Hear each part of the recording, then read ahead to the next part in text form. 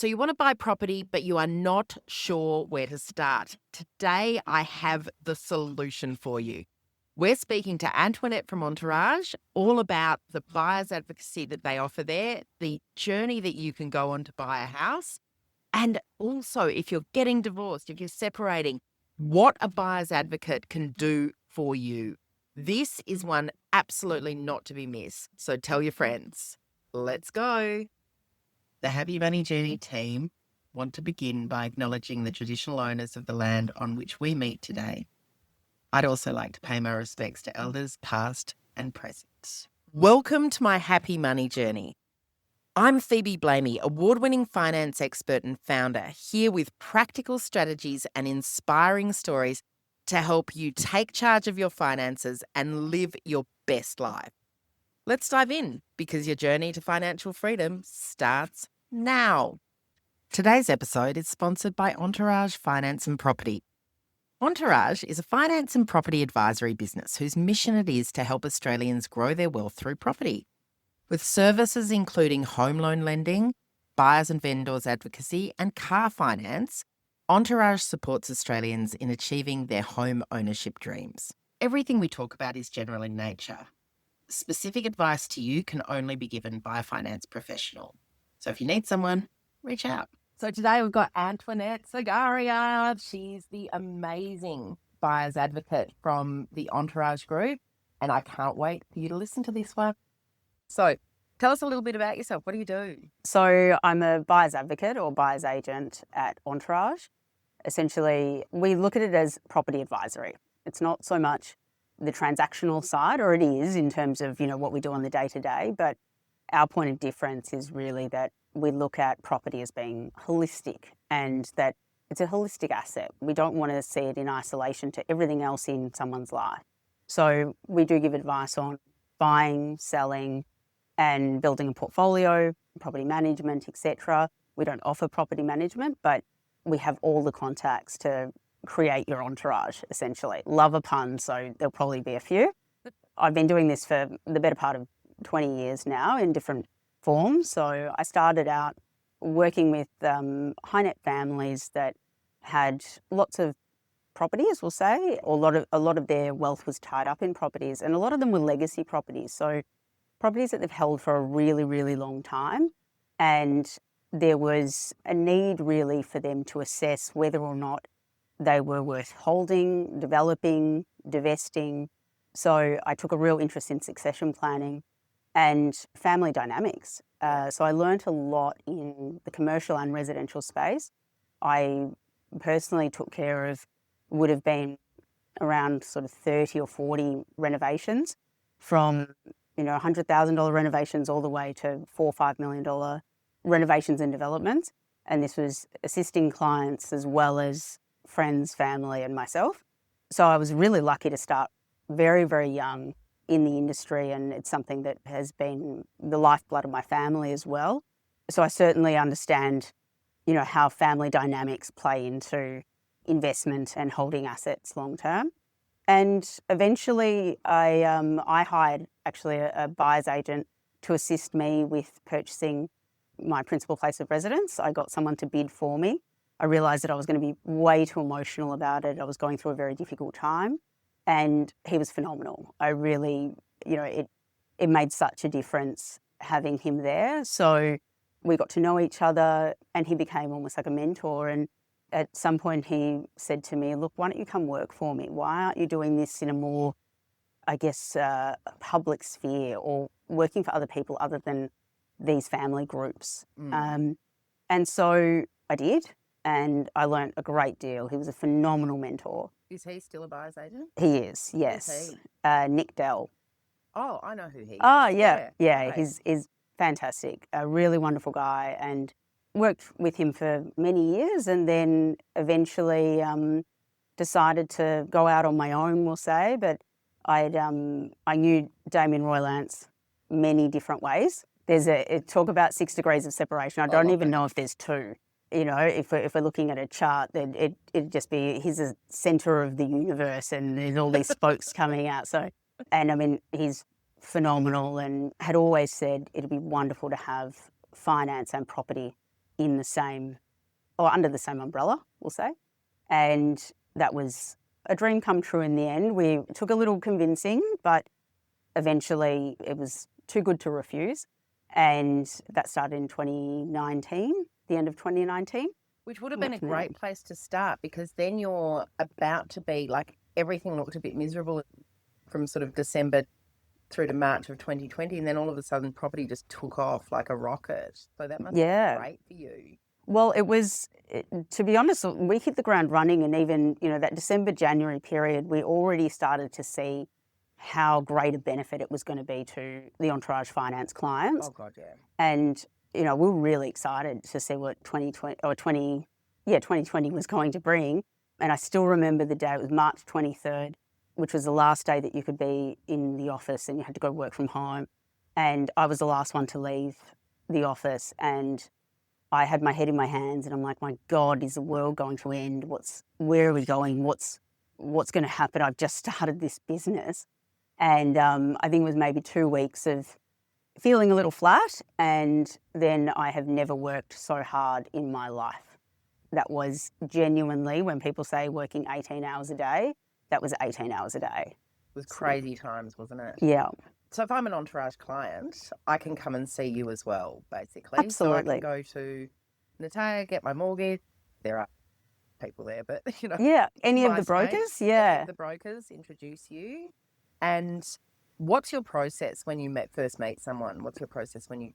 So it really depends on where we're coming in their journey. If it is at the very beginning, so say someone's prospective clients come to meet with Entourage Finance, I might come into the first meeting, and the benefit of doing it that way is often people have, we'll say, unrealistic ideas of what they can buy or where the market is at. And I mean, the amount of times I hear, I'd like to buy a 3-bedroom, 2-bathroom home with off-street parking that is relatively turnkey in the inner suburbs of Melbourne, let's say North Fitzroy or Carlton North or Prahran, and I've got a budget of 1.2 million. And I'm like, that is wonderful. If it was 1997, I'd have about 10 for you. But right now we are going to have to maybe review the budget or where we're buying. And the benefit of that is we're not getting finance to then get you pre-approved at a price that is unrealistic, or a budget rather that's unrealistic for what you want to buy. And we can make sure that we're setting expectations, and it becomes a fun search. Yeah. There's nothing worse than being beaten down constantly and, missing the market. Yeah. It's a moving market. It's always a moving market. I have seen, back when I was a broker, I had seen so many clients in exactly that space. And as a broker, you know that that's not the place that they're going to be able to fit or go or whatever.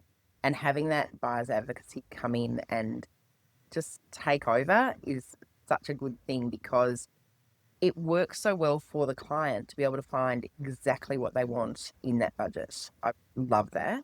Yeah. And I love that it's such a close working relationship, because there are 100 people. I had one client back when I was a broker that took 2.5 years to find a house.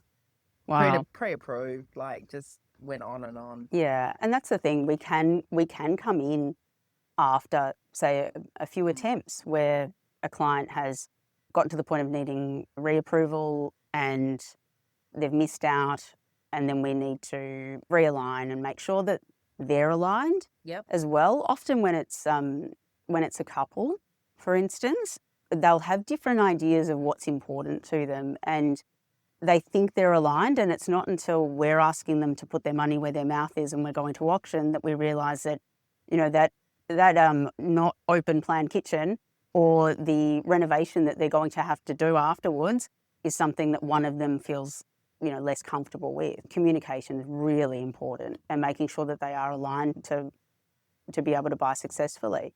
And we have services where we can essentially bid for a client and that's it, where they've found the property already and we do the due diligence on that property. That's what we call assess and acquire. That's a really a big part of our business now, because a lot of the time people do like in searching for property. They know what they want. They can find it. It's just they can't actually transact. They don't understand the due diligence that goes into it, or they're not quick enough, or they're not being realistic about what's going to get it over the line. Yeah. We've obviously got those relationships with agents, etc. It makes it a lot easier for us to secure that particular property. And then we go all the way through to, there's some clients we never even meet. We are literally given a brief and we will send them videos. We do all their appointments for them, and then we purchase the property. So we can do everything in between. That's amazing. That's such a good service, particularly, I guess, for the first home buyer. That's always, I think, very uncertain. But also for someone who hasn't bought a house in a long time. I hear stories from a lot of my friends, particularly when they've been divorced, about the property market. Yeah. And I know that they're not meeting the mark. How do you go with that I was talking to someone the other day and she was explaining to me that she wasn't going to buy property yet, but she was going to buy in the inner city because in the actual city is going to go gangbusters really soon. And I was like, that's interesting, because in the whole time that I've been doing what I've been doing, a $300,000 apartment that you could buy in 1997 is like 300,000 now. So yeah, correct. I'm not sure accurate. I think the thing is, everyone lives everyone deserves to live in a home. Yeah. And there's all different types of homes, of course, but not everyone knows how to buy a property. I think just because you can go on realestate.com, you can watch as many episodes of The Block as you like, it doesn't make you a builder, it doesn't make you a developer, it doesn't make you a landlord or anything in between. And I think the problem is that we end up with people that think they know more about it than they do, or they underestimate how important the due diligence side of it is. And because they've done it before, perhaps 20 odd years ago, they think that they can do it again. It'd be like saying, well, you learnt how to type and use one of those original Apple computers or a dot matrix printer, that era, go and code now and build a website. Just because you have some experience in that area or exposure does not mean that you've kept up with the technology, the pace of the market, and understand what is a valuable asset. So we get a lot of people and a lot of clients that appreciate the fact that this is what we do every day. We understand how to buy, and they're really good at what they do. And so they go off and they do their job and we do ours, and we help them buy. And often they're the clients that they don't want to admit to their friends that they're using an advocate. They want to feel like they can, I guess, around the golf course, still say that they've managed the transaction, and we are so fine with that.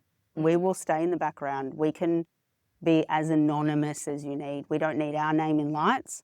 It's more about making sure that the client gets all the information to make an informed decision. And if they want to tell their mates that that's the property that they bought, good on them.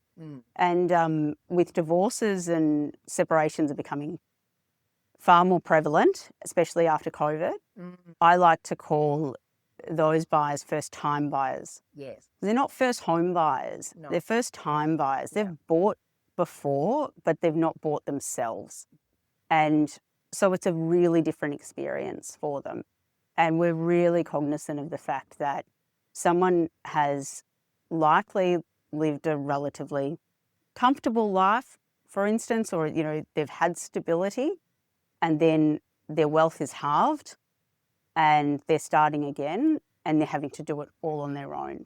So it's really about hand-holding and making sure that the information is there for them, and it's not that we're providing the information to them in a way that is digestible, but not denigrating or making them feel like they're silly, just because they haven't done it in a long time or they've never done it themselves.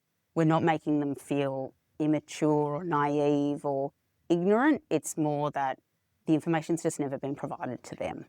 I often feel when people have got divorced, one of the aims is to stay in the family home for a while, and that's not always viable for a number of different reasons.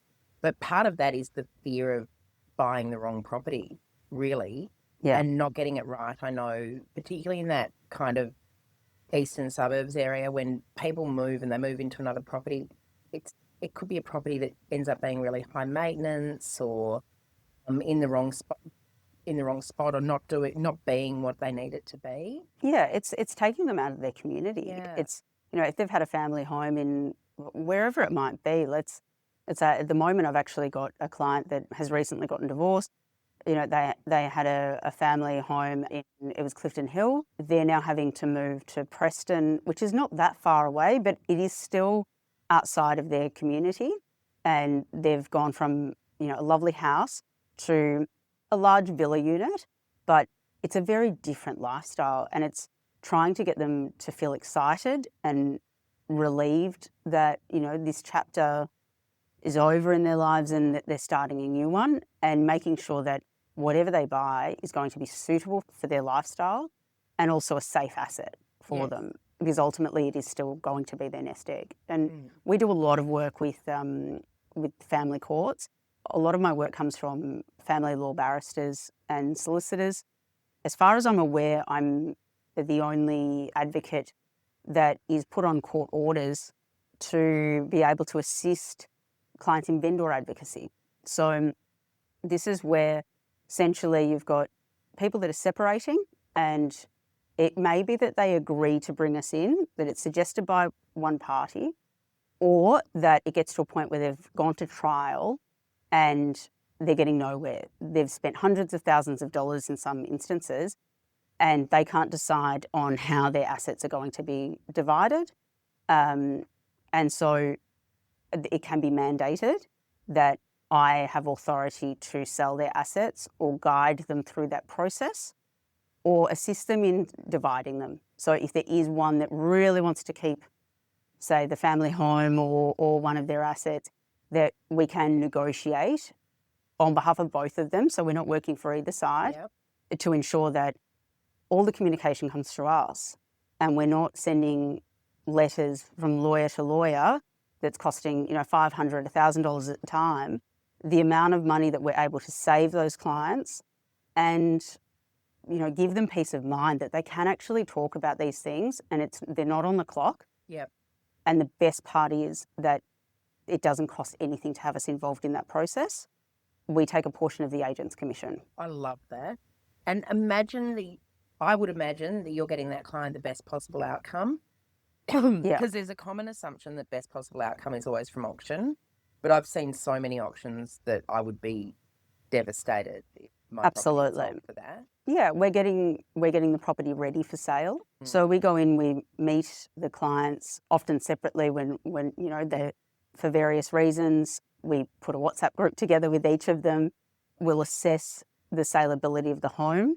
Often it is that one party has remained in the home, they haven't been able to maintain it, encouraging them to move or helping them alleviate some of the issues that might be stopping them from moving, and then getting trades in to get the property ready, getting it styled.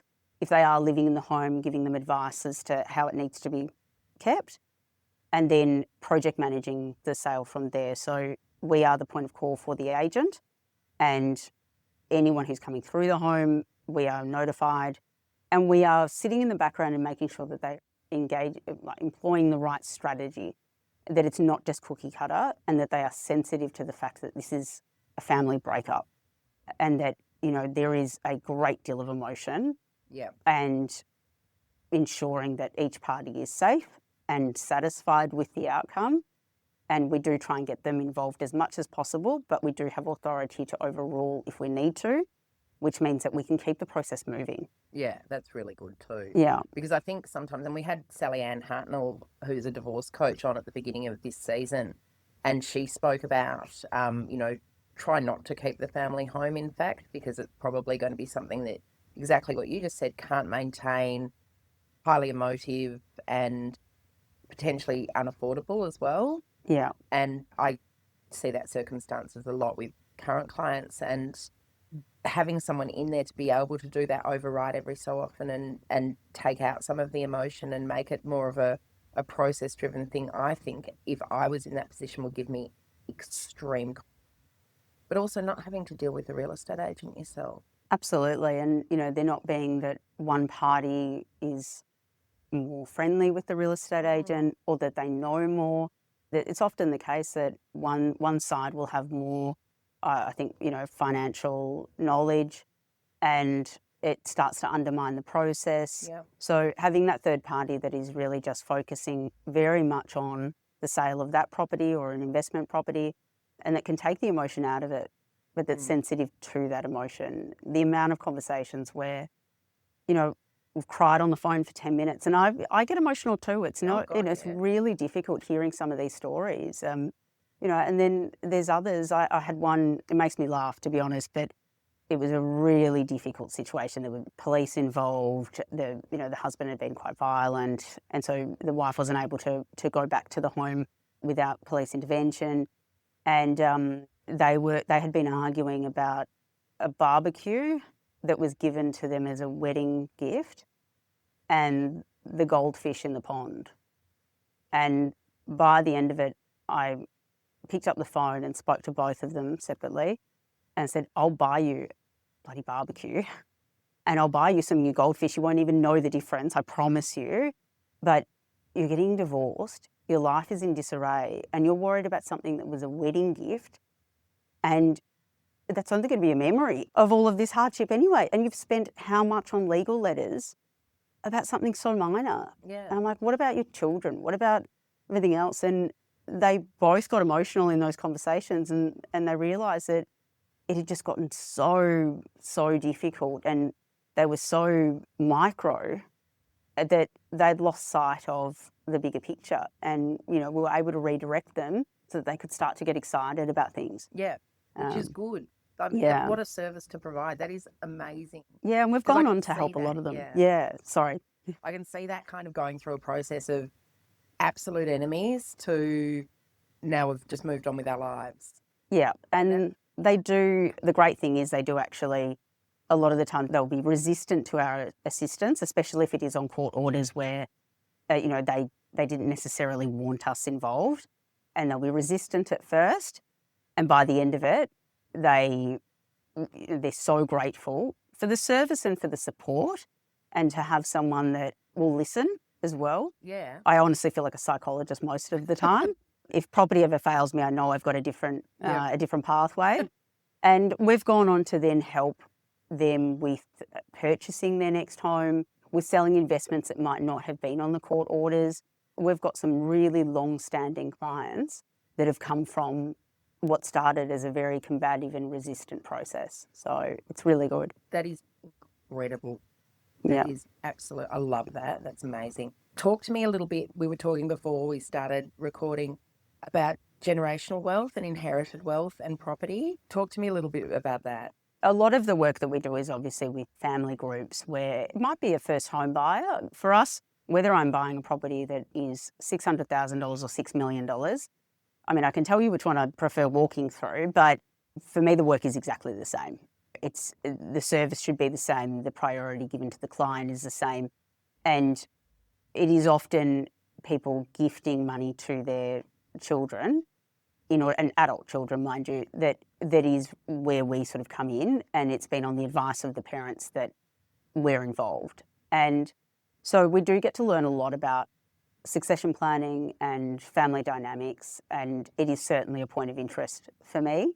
I think that property is a really interesting asset when it comes to succession planning and transfer of wealth, because it is a singular asset that can't be broken up when sold. So if you've got, let's call it a $2 million property, then the reality is to get any money out of that, in a sort of substantial way, you are selling that asset, unless you're obviously lending against it, etc. But unlike shares, you can't just sell a portion of it. You can't say, okay, well, I'll just sell 150,000 in order to then to go on and do other things. So what can look like a really wonderful blessing, lack of a better word, for someone to inherit, it is often considered a beast. And it is really difficult to enjoy it because it seems other and almost mythical and something that is difficult to manage. And I really enjoy working with family groups to find a way of transferring the fun and opportunity that comes with property, and also teaching people about the responsibility. It's a huge responsibility when you've got a residential property and you've become a landlord, and that's someone's home. That is a massive responsibility that needs to be taken, I think, more seriously. We have a lot of clients that are renting that want to buy their home because they don't want to be under a landlord anymore. Yeah. And then they come back and then they're a landlord, and where they've bought a couple of investments, and you start to see how that mindset shifts, and they quickly forget that they were once a tenant too. Yeah.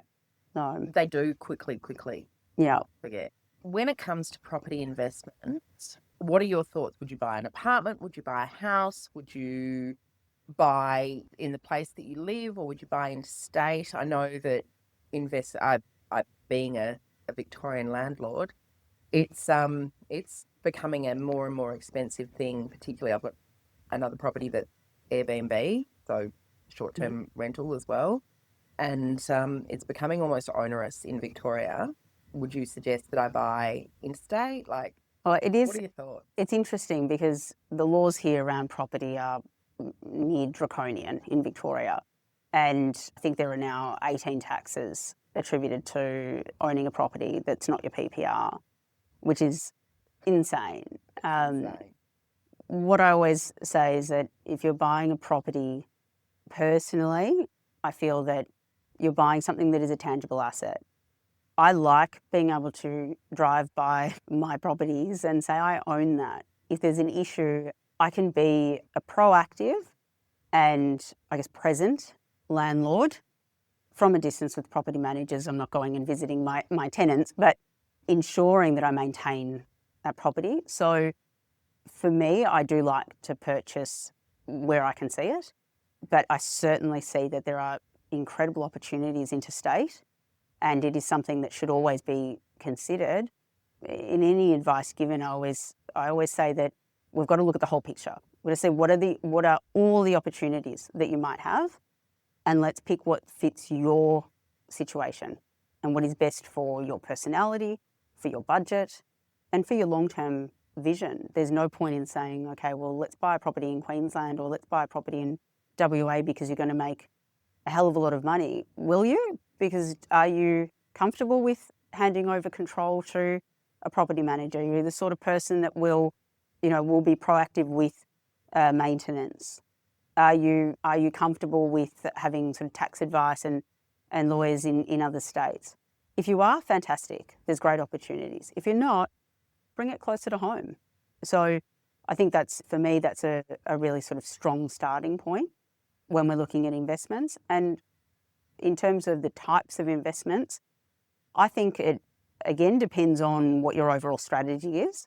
If you're looking for a high yield asset and you're wanting to buy something in a self-managed super, then that is going to be very different advice as to whether you would buy a residential property that is going to sit in a trust, for instance, sort of a simple trust that you're going to maybe look at redeveloping in 5 to 10 years, because to crystallise that gain, you want to have flexibility in the manner of holding. Yep. Any property can be a good investment. It's just what's the bigger picture around it. Yep. I've worked with so many buyers advocates. You are incredible.